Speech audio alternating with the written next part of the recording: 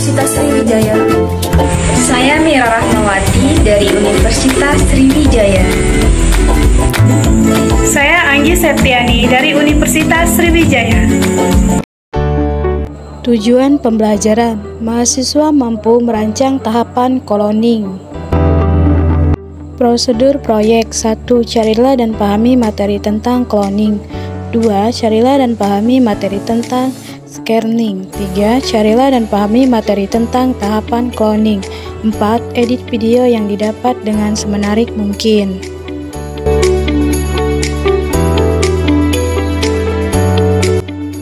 Cloning berasal dari bahasa Inggris, yaitu cloning, yang berarti suatu usaha untuk menciptakan duplikat suatu organisme melalui proses aseksual, atau dengan arti lain fotokopi atau pengadaan dari suatu makhluk hidup dengan cara aseksual.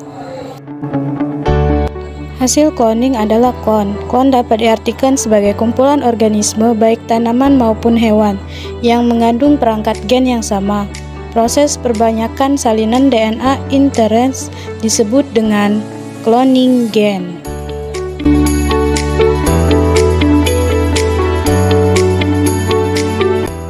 Syarat yang pertama yaitu DNA yang terdiri dari 2 atau lebih DNA rekombinasi.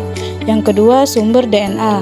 Sumber DNA untuk pengerjaan cloning dapat berupa DNA kromosom yang diisolasi dari inti sel. Yang ketiga, adanya vektor. Vektor merupakan wahana pembawa fragmen gen target ke dalam suatu sel inang.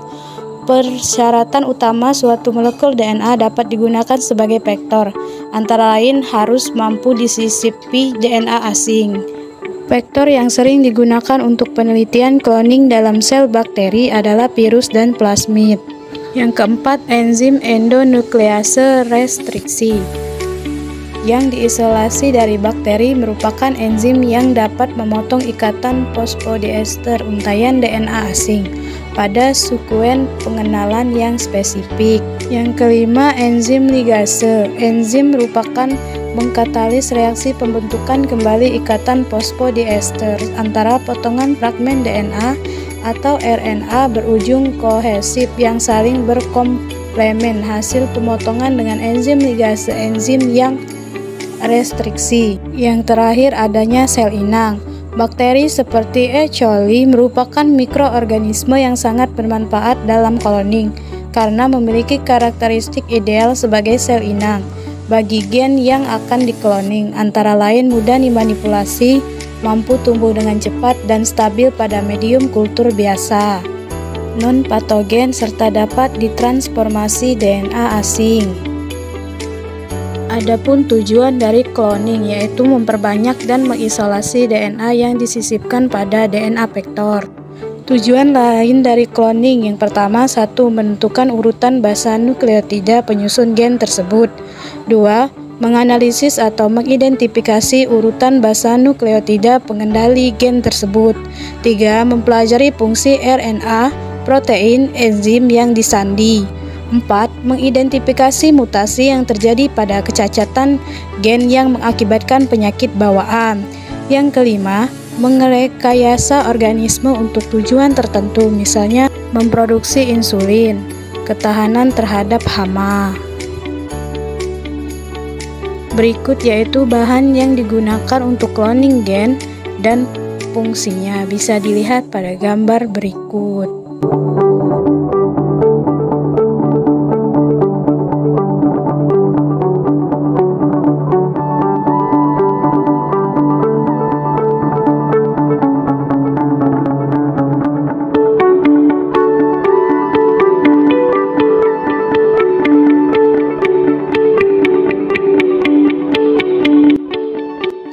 Tahap cloning gen. Yang pertama, isolasi fragmen DNA. Isolasi fragmen DNA yang spesifik dapat dilakukan dengan metode VCR, yaitu teknik aplikasi fragmen DNA yang spesifik secara in vitro. Secara umum, DNA yang digunakan untuk VCR adalah total DNA genom yang diekstraksi dari sel dan tidak membutuhkan tingkat kemurnian tinggi.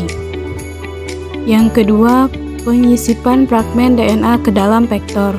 Penyisipan fragmen DNA atau gen target ke dalam DNA vektor untuk membentuk molekul DNA rekombinan melibatkan dua tahap, yaitu digesti serta ligasi DNA vektor dan gen target sisipan.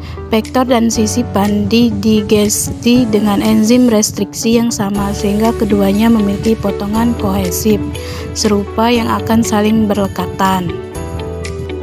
Yang ketiga, instruksi vektor rekombinan ke dalam sel inang. Tahap lanjutan pada cloning gen setelah pembentukan molekul DNA rekombinan adalah instruksi DNA rekombinan ke dalam sel inang. Sel inang akan tumbuh dan membelah membentuk banyak kloning yang mengandung DNA target.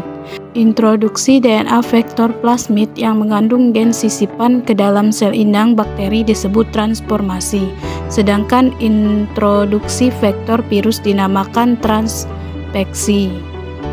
Yang keempat, seleksi hasil cloning. Keberhasilan proses cloning dapat diketahui dengan melakukan seleksi. Melalui proses seleksi, koloni transforman yang membawa DNA rekombinan target berhasil dikloning dapat dibedakan dari cloning transforman yang tidak membawa DNA target. Proses seleksi dapat dilakukan dengan sejumlah metode seperti hibridisasi DNA probe, hibridisasi antibodi monoklonal, dan metode yang umumnya digunakan adalah seleksi antibiotik dan komplementasi. Dalam genetik, penampisan atau scaring adalah salah satu cara yang digunakan untuk membuat atau mendeteksi keberadaan organisme hasil mutasi. Scaring ini disebut juga dengan mutagenesis. Seleksi cloning gen dengan blue-white scanning. Salah satu metode seleksi cloning gen adalah blue-white scanning. Seleksi biru putih adalah metode yang digunakan untuk mengetahui plasmid yang rekombinan dan yang tidak rekombinan, yang dilakukan untuk mengetahui keberhasilan proses ligasi atau keberadaan fragmen sisipan. Transforman yang dihasilkan ada yang berwarna biru dan putih. Koloni yang berwarna putih adalah koloni bakteri rekombinan yang mengandung fragmen sisipan yang dapat dikatakan bahwa proses ligasi dan transformasi dinyatakan berhasil. Koloni bakteri yang berwarna putih merupakan koloni rekombinan. Jika proses ligasi atau penyambungan fragmen DNA tidak berhasil ditandai dengan warna koloni berwarna biru.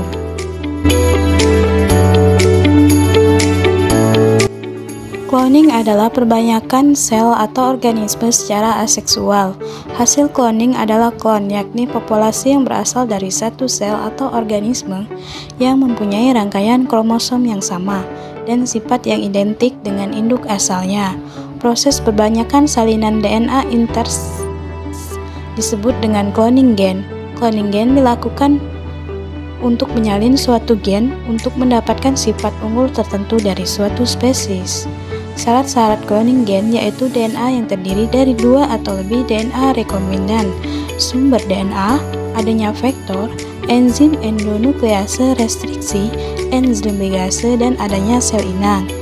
Tahap-tahapan dalam cloning suatu gen yaitu isolasi fragmen DNA, penyisipan fragmen DNA ke dalam vektor, introduksi vektor rekombinan ke dalam sel inang, dan seleksi hasil cloning.